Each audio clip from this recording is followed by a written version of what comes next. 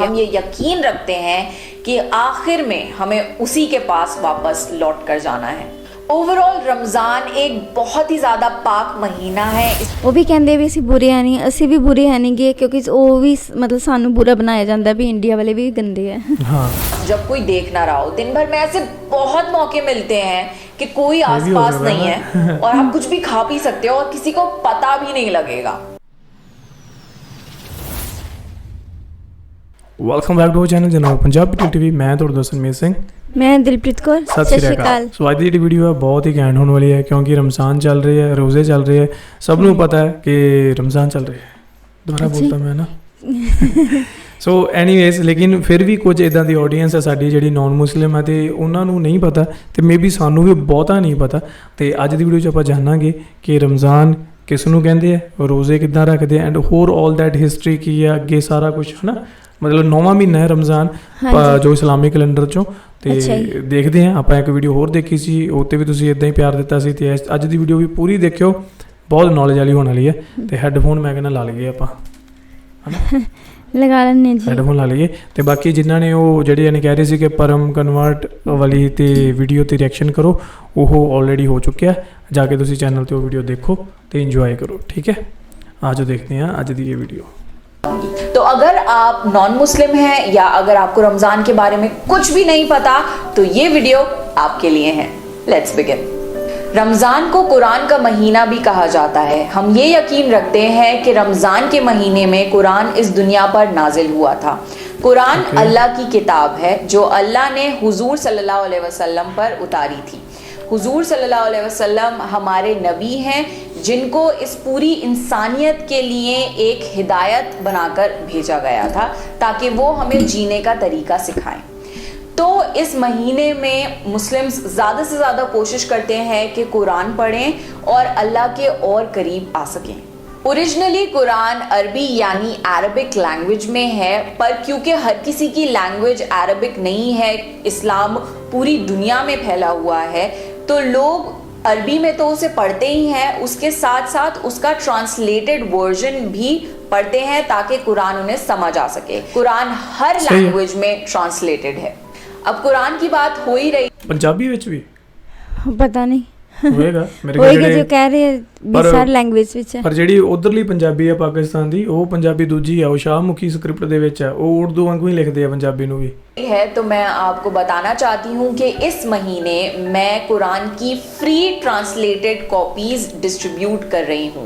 तो अगर आप कुरान पढ़ना चाहते हैं अपनी कोई भी पसंदीदा ट्रांसलेटेड लैंग्वेज में, तो आप नीचे दिए गए लिंक पर जा सकते हैं, डिस्क्रिप्शन बॉक्स में आपको मिल जाएगा। उस पर आप अपनी इंफॉर्मेशन फिल करिए और इंशाल्लाह आपको कुरान की फ्री ट्रांसलेटेड कॉपी पहुंच जाएगी आपके एड्रेस पे। ज़रूरी नहीं आप मुस्लिम हो, आप किसी भी धर्म से हो सकते हैं। ये एक यूनिवर्सल बुक है, कोई भी इसे पढ़ सकता है। तो आप ज़रूर कुरान पढ़िए और जानिए इस्लाम के बारे में। अब इतना तो आपको पता ही होगा कि रमज़ान के महीने में मुस्लिम्स रोज़े रखते हैं, बट इस चीज़ में काफ़ी लोगों को काफ़ी सारी कन्फ्यूजन्स होती हैं। तो मैं आपको बहुत सिंप्लीफाई करके बताती हूँ।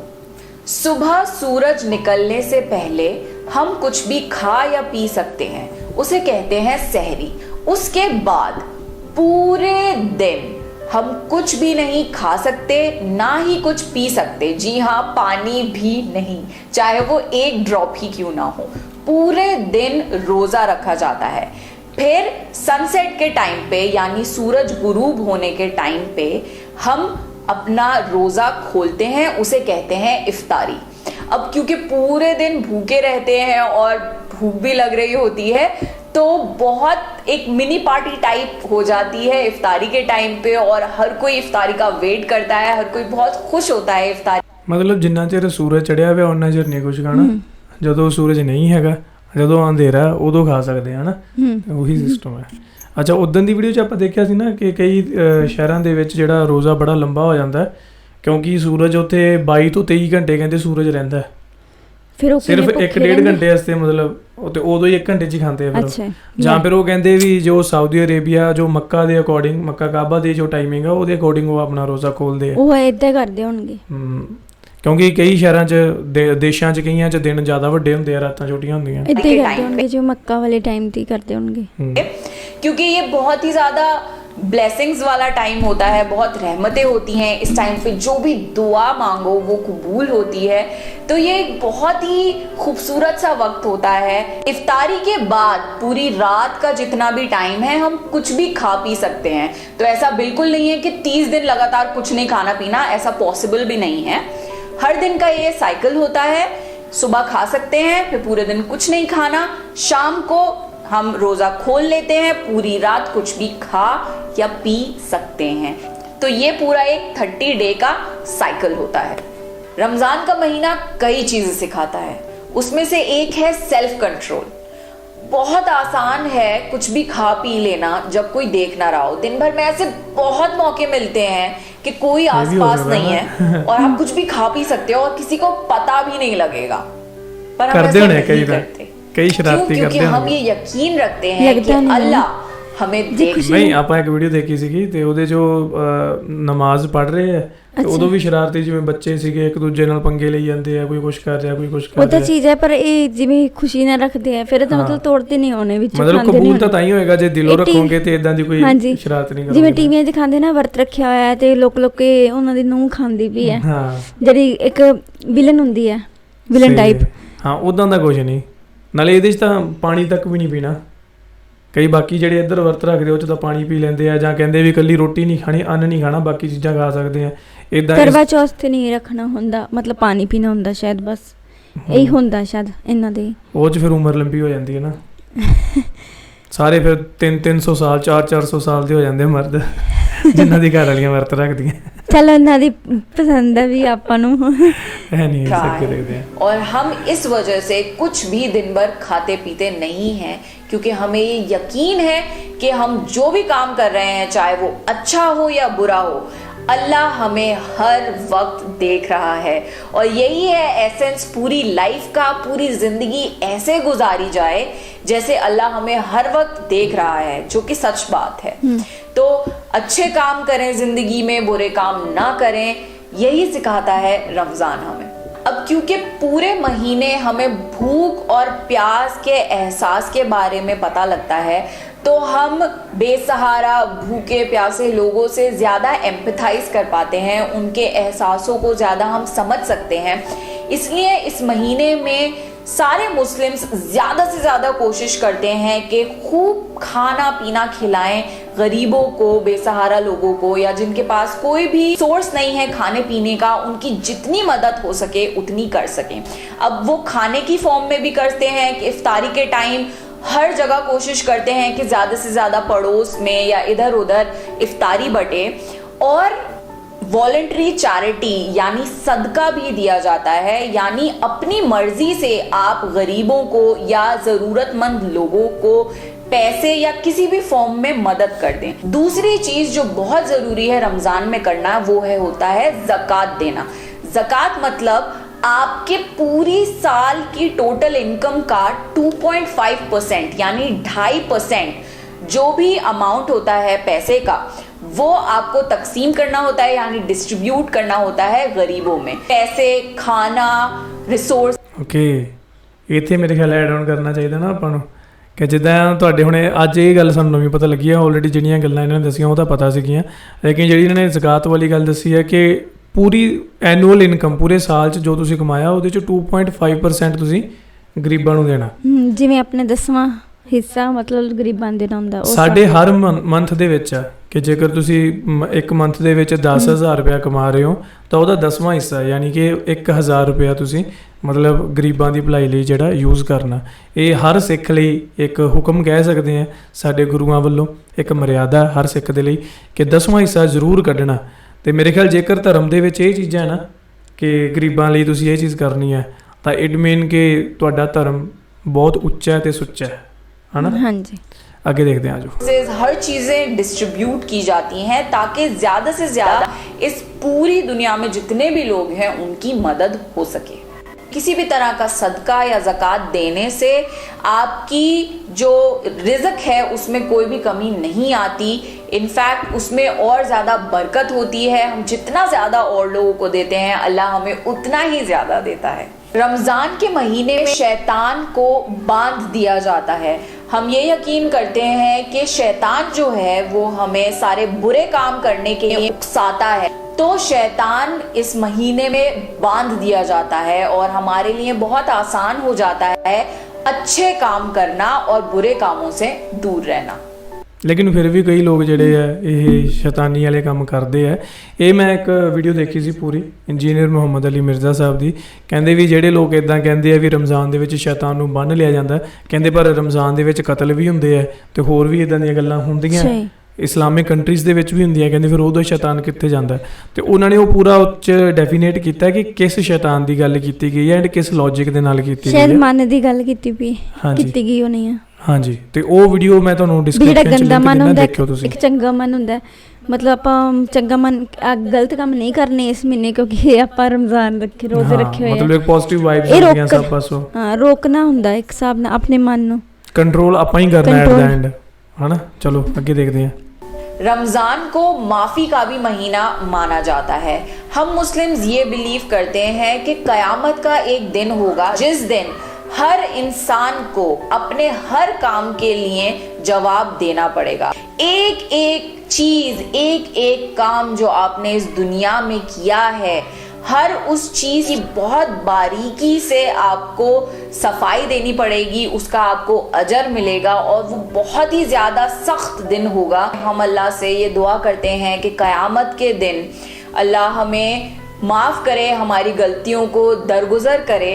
और इसलिए इस महीने को माफ़ी का महीना भी माना जाता है क्योंकि इस महीने में अगर कोई अपनी गलतियों की सच्चे दिल से माफ़ी मांगता है अल्लाह से तो अल्लाह उसे माफ़ कर देता है. तो इसलिए ये महीना और भी ज़्यादा ख़ास है मुस्लिम्स के लिए. रमज़ान के महीने में कोई भी अच्छे काम का सवाब कई गुना ज़्यादा मिलता है, जैसे कि आपने वो काम कई बार किया हो. रमज़ान के महीने में दुआएं बहुत ज़्यादा कबूल होती हैं, स्पेशली इफ्तार के टाइम या तहज्जुद के टाइम.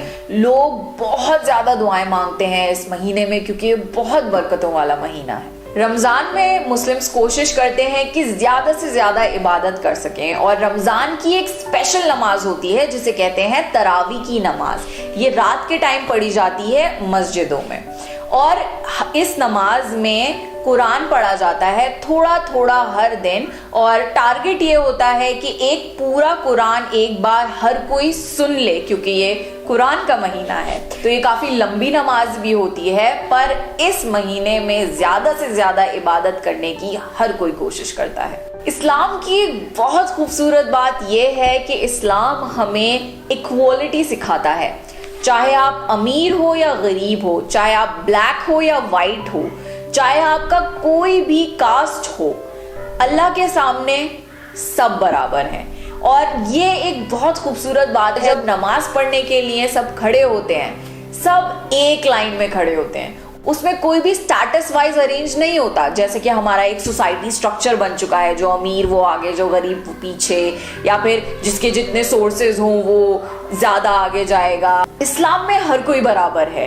तो जब नमाज पढ़ी जाती है कोई भी भेदभाव नहीं होता, सब एक लाइन में, सब एक साथ एक अल्लाह की इबादत करते हैं और ये बहुत ही ज़्यादा खूबसूरत बात है. इस महीने में हम कोशिश करते हैं कि हम अपने खुदा से ज़्यादा करीब हो सकें क्योंकि हम ये यकीन रखते हैं कि आखिर में हमें उसी के पास वापस लौट कर जाना है.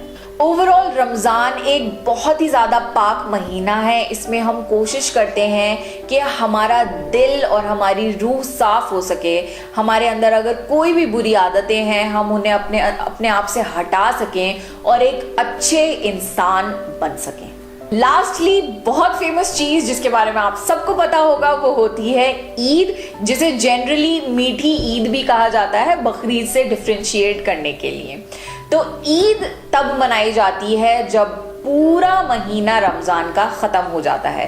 अब आप ये पूछेंगे कि भाई इतना अच्छा महीना मानते हैं इसे, तो इसके ख़त्म होने पे खुशी क्यों मनाते हैं?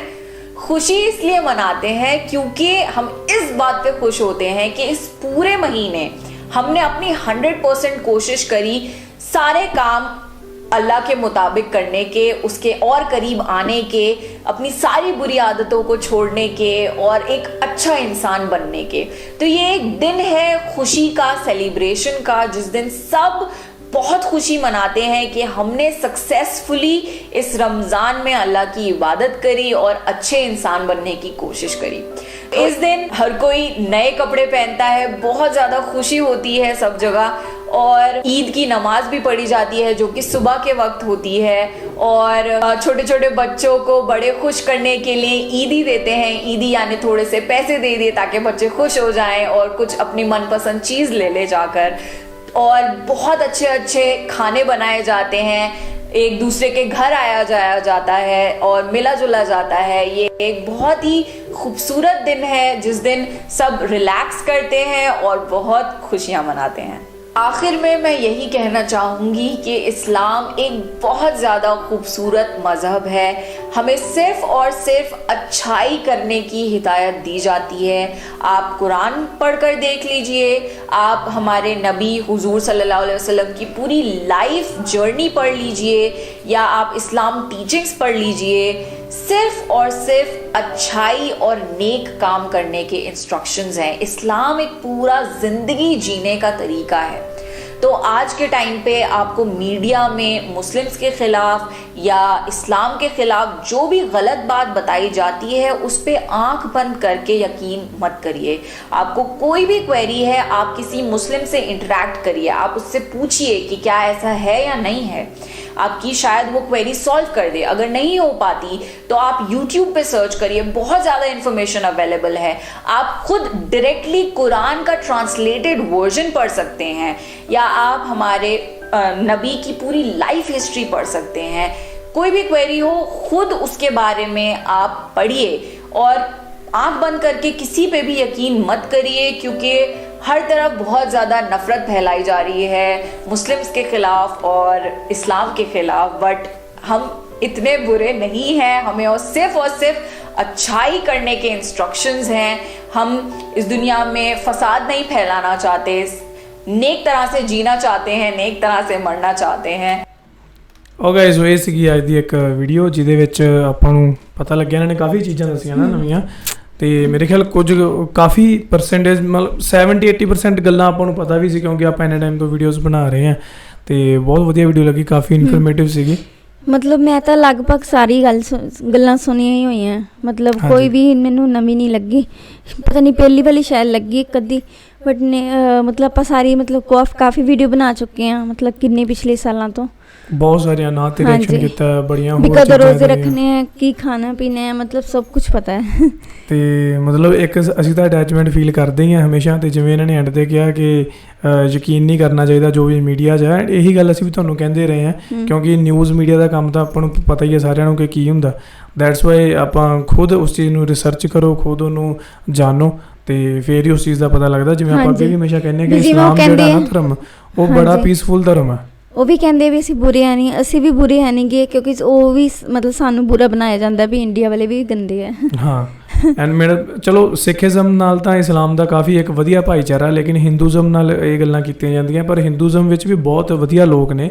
ਹਾਂਜੀ, ਕੁਝ ਕੁ ਸ਼ਰਾਰਤੀ ਲੋਕ ਹੁੰਦੇ ਆ, ਕੁਝ ਕਿਦਾਂ ਦੀਆਂ ਸੰਸਥਾਵਾਂ, ਉਹ ਤਾਂ ਹਰ ਪਾਸੇ ਹੀ ਹੁੰਦੇ ਆ, ਉਹ ਹਰ ਪਾਸੇ ਹੈ। ਹਾਂਜੀ, ਕਿਉਂਕਿ ਇੱਧਰ ਵੀ ਬਹੁਤ ਸਾਰੇ ਸਾਡੇ ਨਾਲ ਹਿੰਦੂ ਜਿਹੜੇ ਹੈਗੇ ਜੁੜੇ ਹੋਏ ਆ, ਕਾਫੀ ਆ। ਐਂਡ ਕਈ ਹਿੰਦੂ ਸਿੱਖ ਦੇ ਵੀ ਮਤਲਬ ਕਿ ਵਾਦ ਵਿਵਾਦ ਚੱਲਦਾ ਰਹਿੰਦਾ, ਉਹ ਇੱਧਰ ਵੀ ਚੱਲਦਾ, ਤੇ ਉਹ ਤਾਂ ਉਹਨਾਂ ਲੋਕਾਂ ਕਰਕੇ ਹੈ ਨਾ, ਉਹਦੇ ਕਰਕੇ ਆਪਾਂ ਪੂਰੇ ਧਰਮ ਨੂੰ ਨਹੀਂ ਕਦੇ ਵੀ ਮਾੜਾ ਕਹਿੰਦੇ ਹੁੰਦੇ। ਐਂਡ ਸਾਰੇ ਧਰਮ ਤਾਂ ਮਤਲਬ ਇੱਕ ਵਧੀਆ ਜੀਣ ਦਾ ਢੰਗ ਹੀ ਸਿਖਾਉਂਦੇ ਆ, ਹੈ ਨਾ।